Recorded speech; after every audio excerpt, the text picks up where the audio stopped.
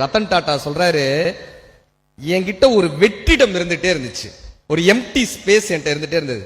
எல்லாரும் சொன்னாங்க புதுசா ஒரு தொழில் தொடங்க சொன்னாங்க, ட்ரை பண்ணேன், எம்டி ஸ்பேஸ் நிறைவடையவே இல்லை. நிறைய ஊர்களுக்கு போய் சொன்னாங்க, போய் பார்த்தா அந்த எம்டி ஸ்பேஸ் நிறைவடையல. என் ஃப்ரெண்டு சொன்னாரு, பக்கத்துல ஒரு ஆசிரமம் இருக்கு, நடக்க முடியாத குழந்தைகள் இருக்காங்க, வீல் சேர் தர முடியுமான்னு கேட்டாரு. அதனால என்ன நம்ம ட்ரஸ்ட்ல இருந்து கொடுக்கலான்னு சொன்னேன். நீயே வந்து உன் கையால கொடுக்கணும்னாரு. நான் போய் அந்த வீல் சேர் எல்லாருக்கும் கொடுத்தேன். அந்த ட்ரஸ்ட்ல 400 குழந்தைகள் இருந்தாங்க.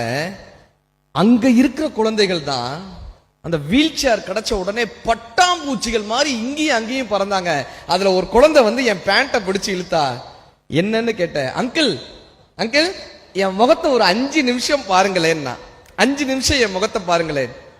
ஏமா பாருங்களேன்.